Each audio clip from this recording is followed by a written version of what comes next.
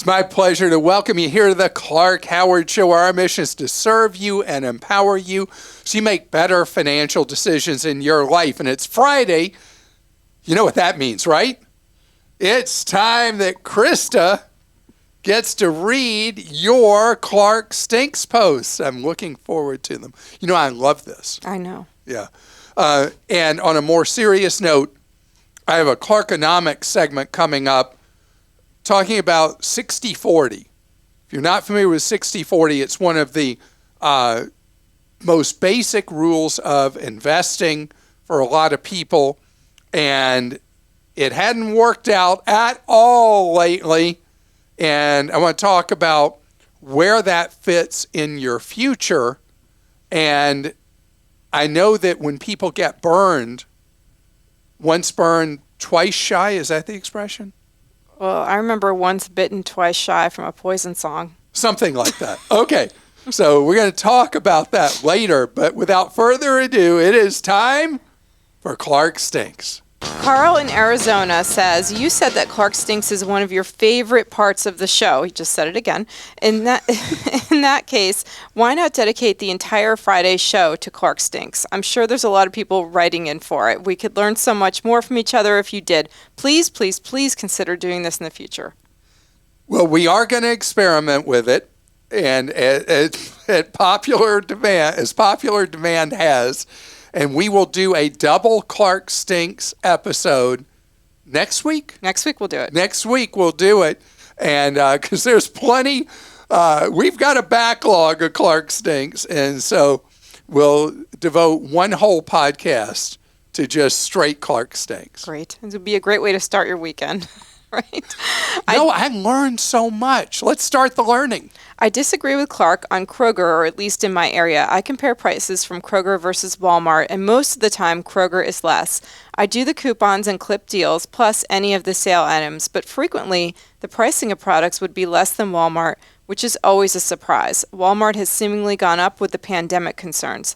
I do a lot of comparing as I live on a fixed budget and need every bit of discounting that I can reasonably use. We have Sam's Club with bulk products, way too much for me to use. Publix is out of sight in its product pricing, although very nice employees.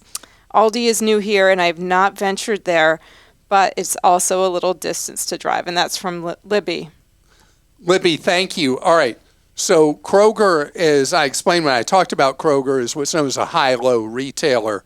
And if you get embedded in the Kroger system, and Kroger, again, uses different brand names all across America, you get embedded in their system, you've got their membership, you got the Kroger Plus, you got heavy involvement in Kroger, and you follow their deals, you get their ones specifically geared towards you, and you're disciplined about it, you'll do fine with your grocery dollar at Kroger. But you have to be that kind of driven for a bargain person, because the whole idea of a high-low retailer is to get you in with the advertised specials, and then you fill out your basket, or if you live in a part of the country where it's called a buggy, someone in Publix country would call it a buggy, and you're filling that basket with things that are not promotionally priced. That's what a high-low retailer is about. Walmart generally is considered to be roughly 20% cheaper for an overall grocery basket than a traditional supermarket like Kroger. But if you're really using the Kroger affinity programs to your max advantage, you're going to be able to remove much or all of that price advantage that Walmart has. As for checking out Aldi, Aldi is not for everybody. It's for me because it's roughly 40% cheaper than traditional grocery shopping, but you're getting their brands, you're buying in their system, and it is very, very different. In response to a question about a poster moving his and his spouse's accounts to a local credit union, you mentioned $250,000, which is correct if it's an individual account with no beneficiaries. On the other hand, if it's a joint account, it is insured up to $500,000. One should always use NCUA and website to verify the credit union is actually NCUA insured. Another nice tool is the Share Insurance Estimator on mycreditunion.gov website. It will allow you to plug in the dollar amount, account configurations, look up credit union status, and see what the account is insured up to, and that's from Ash K. Okay, Ash K, why am I so obsessed with throwing out the $250,000? Because I know for a lot of people this would be an incredibly great problem to have. But back during the banking scandals that led to all those banking failures back to in 7, 8, most of the failures were done by 9, we had a lot of people who we put on TV and we heard from on my then radio show who lost a lot of money that they had in an institution beyond the $250,000, and they thought they were protected, but they weren't. And that's why I always start with the default insured to $250,000. Yes, there are procedures and titling of accounts that can raise that $250,000 up, and you can even get it to where you have a lot more multiples of $250,000. But I like to get in people's heads who have a lot of cash that just remember $250,000, and then if you want to play past that you make sure you have independently verified that your money's still covered. Someone complained about you and Christa talking over each other, and they were unable to hear what one of you said. Then while you were repeating the info for that person, you both started talking over each other again. It's a very bad habit you both have. Could you please stop? And I also have gotten some complaints about this noise it makes when you hit your microphone, because we were headset mics and you use your arms. And I'm always talking. See, my IQ goes up, I don't know how many dozen points when I talk with my hands. If I put my hands behind my back, I can't even think anymore. I have to have my hands. So my hands will run into the mic, and I apologize for that pop you'll hear from time to time from that. And Christa and I are going to try to be mindful to not speak while the other's speaking. And I apologize to all of you for that. You done? Clark stinks it up in that he has not provided his listeners advice on what we should do with concrete recommendations for our representative in Congress to be able to ensure the solvency of Social Security. Clark's listeners are passionate, and if Clark gave us advice on what to say to members of Congress to fix Social Security, he would be providing a valuable service. Joe. Joe, thank you. All right, so there are really only, if you go back to the great Social Security reforms more than a generation ago that was, thank goodness, completely bipartisan, or I guess you'd call it nonpartisan. They had to take a pound of flesh from everybody. So when you have an aging population like we have, and you have fewer and fewer active workers supporting a larger and larger pool of retirees, it means push has come to shove in order to be able to pay for and fund Social Security and Medicare. And Medicare actually has more of a financial problem than Social Security. So what do? You do a combination of things. No one thing will get it done because it would cause not a shared burden. One, you have to, as life expectancies go back into increasing mode, because we've had a big decrease because of COVID and life expectancies in the United States. But as we move to a more normal glide path, you have to raise the age for full Social Security, which was done before. That's why people don't get full Social Security till age 67 now. Used to be 65, and it stepped up over the years. You have to increase the tax rate for Social Security. You have to raise the amount of income subject to Social Security tax. And you have to do a combination of all three of these things and phase them in over time so that the pain is not too severe all at once and not too dramatic all at once. And I want to point out that the sooner we do this, the less pain there is. The more we delay, the more expensive it is to fix the actuarial problems of Social Security. And if we do nothing, what happens is we play a third world card. And what's a third world card? And we're not supposed to use that term anymore. What would be a developing country card here?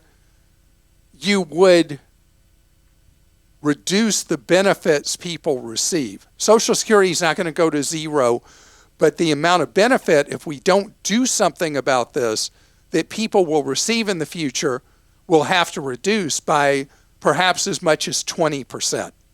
That's why little changes now, if our politicians would grow up and be mature, could actually solve this problem going forward, because we know the demographic train wreck is here. To chime in on why Subscribe and Save is great, I'm a small business owner, and Subscribe and Save has replaced about 1/10 of a person in our office whose job it was to keep things well stocked. With Subscribe and Save, I can now delegate tasks to her now because she has more time. Things that humans do best, like think and solve problems. Subscribe and Save confirms my theory that it's often more efficient to automate something rather than delegate it. Human capital is expensive, so using it as efficiently as possible is my job as a business owner. Meredith. Meredith, I'm waving the white flag. Is that a tissue? I only have a Members Mark tissue from Sam's Club to wave. I'm waving the equivalent of a white flag because we have heard from so many people that I was missing the bigger picture with Subscribe and Save from Amazon, and that it has in so many ways helped people out, has been an efficient way to get goods, and has gotten them a discount with each order. So I accept. Clark doesn't stink, but when I turned on the podcast today, I could swear he was stinking drunk. He seemed to be slurring and talking slowly. Well, Wow. It turned out that my podcast was on half speed. It was hilarious. So I switched it back to full speed, and bingo, I got a full speed sober Clark back. Try it. It's hilarious, Greg. Just thought that You was want to funny. share with Greg how much I drink? 0. Well, Coke 0. You drink a lot of. I Dear- got my Coke Zero right here. This is a problem. I don't know what to do about this. You know, Coke and Pepsi are a duopoly, shared monopoly, and they have been pushing up the price of these so much that I'm actually substituting water a lot when I would have had a Pepsi Zero or a Coke Zero. And I really like water and it's better for me. So maybe Coke and Pepsi pushing the price up so much is a benefit to me. I definitely think it is. You think it is? Dear Clark, I'm not going to say that you stink, but I think you should know something about Costco. I joined online because of how much you love it. I went to the store, which is 50 miles away. I was disappointed at the gargantuan sizes of the products. I shopped for a few items, went home, and decided membership was a mistake. I tried to cancel my 2-day-old membership online, but you can't. I called 3 times, and after an hour got through to someone. She told me I have to drive to the store to cancel the membership. No online options. Please let listeners know that Costco makes it easy to join online, but it's impossible to get rid of the membership the same way. Maybe also emphasize the gigantic sizes of products in the store. Amy. Amy, I am so sorry. I guess I've been a warehouse club shopper since the early 80s, and I'm so used to how the stores operate that I don't even realize that a lifetime supply of something is big. I mean, I don't. As for the membership, if you do have an opportunity to be anywhere near any Costco anytime during this year, they refund the entire membership cost to you, not a prorated amount. So anytime in the year that you're able to go to one, they'll give you all of it back. And so that is their guarantee, is that if you're not happy, they give you back everything you paid. And I'm so sorry that for you, my enthusiasm about the warehouse clubs made it seem like something that it was like Nirvana going to one. It is for me, but obviously it didn't ring true with you, and I'm sorry I wasted your time and mileage, particularly at a time that gas is so expensive. Coming up next, we have one of our segments of Clark-onomics where I talk about something that has been jarring your wallet and where we're headed, how you should feel about it, and my best guess, how you should handle your money moving forward. The Roaring 20s, almost 100 years ago, we had something happen that in this series of the 20s, the 2020s instead of the 1920s, has happened again. And it's that a long-time article of faith didn't work this time.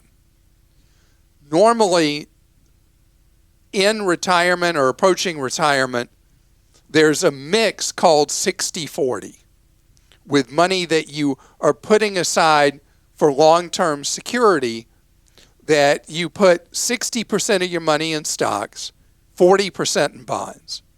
There are even people who go more careful with their money, I wouldn't say more conservative, who do 50-50. 50% in stocks, and by stocks it could be index funds, mutual funds, ETFs, actual individual stocks. And then the other half in bonds or bond funds, more often in bond funds. And normally that portfolio provides upside benefit but downside protection. Because normally when stocks go down, the value of bonds goes up, and bonds just kind of hang in there in a tight trading range anyway. So they provide protection for your overall security, financial security. But now, and the last time was sometime in the 1920s, that didn't work. As stocks have come down, bonds have come down. And bonds, depending on how you measure them, they're like down 14% or something like that. Very, very rare, unusual. And now they've been burned this way. They're like, I'm seeing all these articles in pseudo-financial sources and some like real financial publications saying the 60-40 is dead forever. Good headline, I guess. Okay. You got to look why this happened. And it goes all the way back to the banking scandals. When the banks started crashing and burning, 2007, 8, 9, on like that, led to the Great Recession. There was a lot of manipulation of interest rates from central banks around the world, where that's why savers got killed on savings rates. And I've explained this before in light detail. I'm just going to give an explanation that gives it context. And so savers, what you could earn on your money, collapsed. What you could earn on bonds collapsed.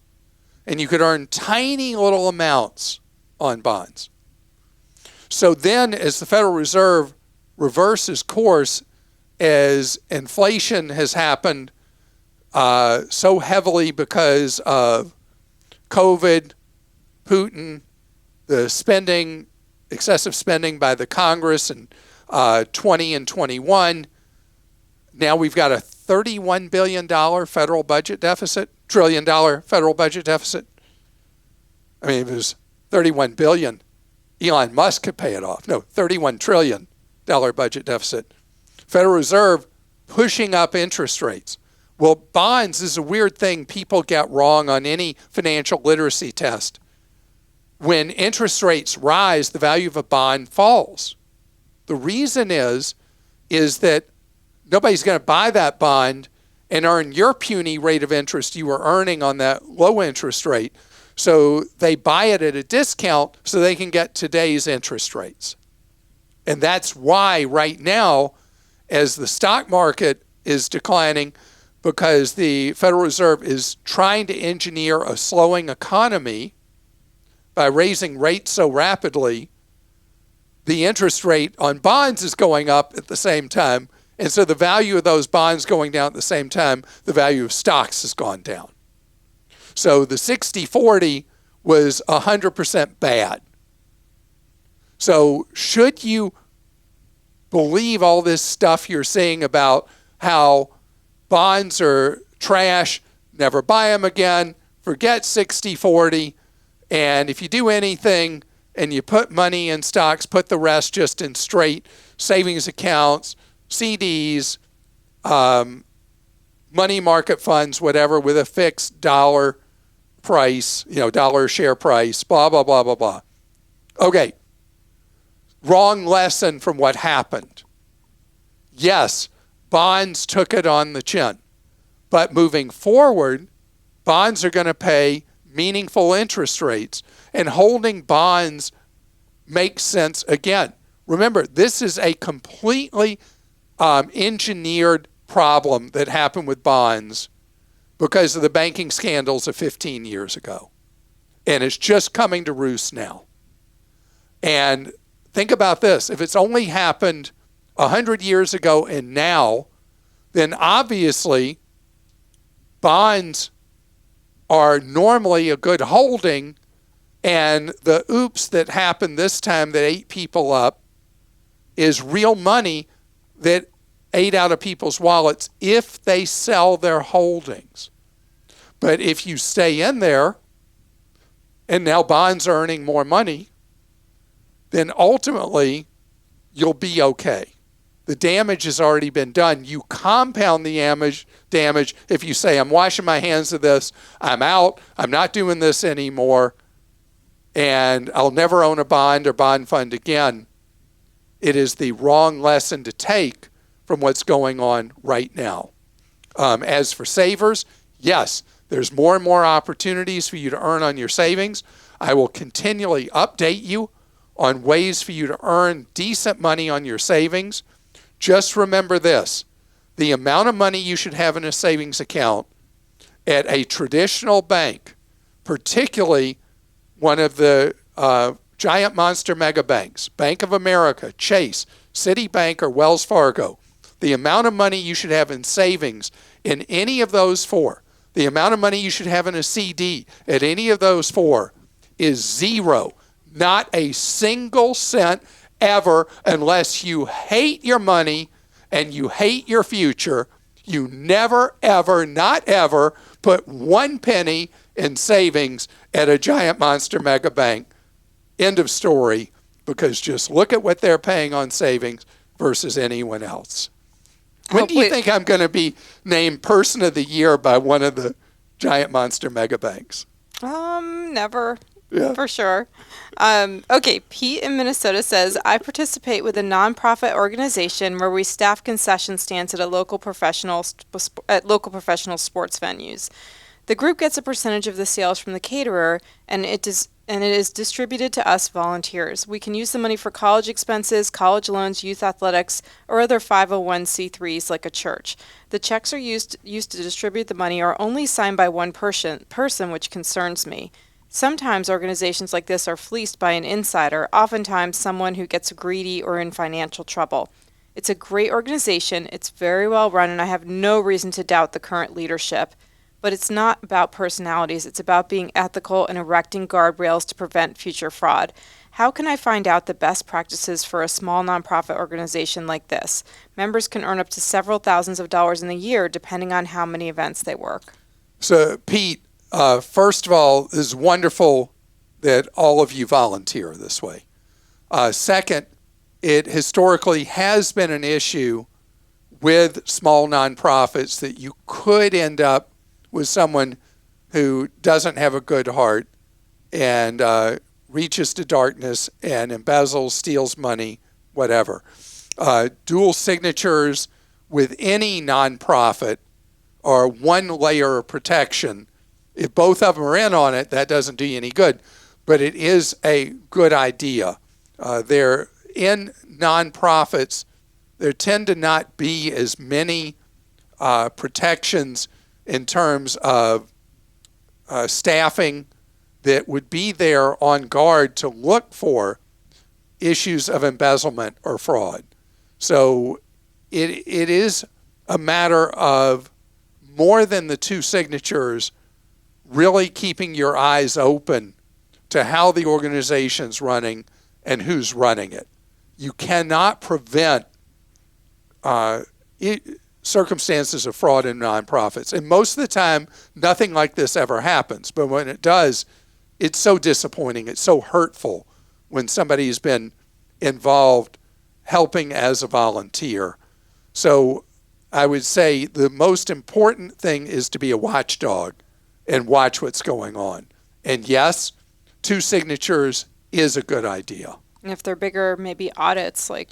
Well, yeah, I mean, you got to be a pretty big organization before you get into the whole audit thing, because that gets very expensive. And so often the audits are backward looking, not current or forward looking. Andrew in Washington says, I was recently laid off from my job at a private company and have vested stock options available to purchase. These expire in a few weeks. In total, it would cost me about $4,000, roughly 1,000 shares at about $4 per share. However, the company's current fair market value is about 50 cents less than what I would purchase the options for. If it matters, I would most likely move the money from an ETF or an index fund in Fidelity to purchase these options. So if I follow this right, he'd be underwater exercising the options. I would not, Andrew, in this case, exercise the options, because if you're underwater already, if I have your description right, it would not be valuable. You let the options expire when they're underwater. And unless you had some reason to believe that the company has a lot of upside that you would hold through an option period and then turn around and move the money to an ETF or index fund. But what he says doesn't really, I'm not sure I really follow, because if he's going to turn around and convert it immediately into an ETF or something like that. He's saying he would take the money from an ETF he has or an index fund that he already has invested in Fidelity to purchase the shares. To buy them upside down. Gosh, you'd have to have a real sense that the future for the company is really bright to be willing to take that chance. I mean, you're now laid off, taking $4,000 you may need to live on to exercise underwater options seems like a pretty high risk to me. Yvonne in Florida says, Clark, my husband and I cruise a lot, and we've come to the conclusion that the tips on the cruise line are a sham. We see these cruises where the tips are included, so how does that work? If we don't tip, are we penalizing the crew members who take care of us, or do they get tipped no matter what? Can you please clarify how tipping really works on cruise lines? And by the way, we always tip, but the customer service on the cruise lines lately has been disappointing, and we are just curious. Cruise lines have been under a lot of stress. The bonds of cruise lines, we were talking about bonds earlier, are in the toilet. The Carnival, which is the world's largest cruise line that owns a lot of brands, is in great distress. Reporting financial numbers much worse than anticipated by the analysts. I mean, it is a tough, you think about of industries, try to think of an industry that was more affected by COVID than the cruise industry, because it's completely an optional activity that ceased to exist for a good long period of time. They are on the ropes. There have been staffing issues, everything. So, Yvonne, with the tipping, my preference, some of the cruise lines, and it depends on the cruise line, the tipping is mandatory. Others, it is optional. They put it in there, but you can do a negative option and say, I don't want to have prepaid gratuities, and then you tip people with your own cash. The only way you know that the people on the ship who have really mattered to you are really getting the money is when you hand them the cash. When we go on a cruise, it's the only time I carry a wad of cash, Christa, and I hand out those tips to the people on the ship so that I know that money's going to that individual and his or her family. And if a cruise line has mandatory tipping that you're going on and you have to pay that, then unfortunately you don't know what's really going to each of those employees. And that's why you supplement the people who've really mattered to you with your own cash, even in that case. And another cruise one from Joe in Florida. My brother and I have been listening to you for years, and we love what you do for everyone. We cruise a lot, and on the last cruise we took, they canceled one of our stops due to weather. Should we get a refund for the port charge since we never went there? If so, how do we go about doing that? And if not, how is that fair? If they charge us in advance for port fees, we should be able to get it back if we never went. So the cruise lines, if you are able, Joe, to get the cruise lines to refund port charges for a stop that never occurred, you are a miracle worker. Cruise lines, in their brochures, electronic brochures, you'll see the terms and conditions for changing ports of call. And, when they talk about port charges, and they're usually fuzzy about port charges and other fees, you're not likely to be able to move them much on that. You may be able to get the cruise line to give you that amount of money as a credit towards a future sailing. But getting the cash, I would be stunned if you could do that.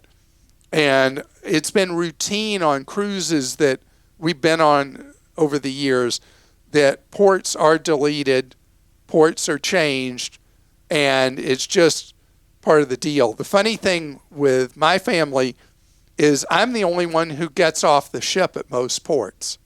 I love wandering around, but my family loves staying on the ship when everybody's off the ship, and it's like their own private charter, massive ship that's theirs, semi-private, because there are a few other people that stay on the ship. But that's what they enjoy much more than the ports of call. So I realize they robbed you of a port you'd been looking forward to, but you're going to find in their terms and conditions, they pretty much covered their rear ends on being able to do that and likely hold on to all your money.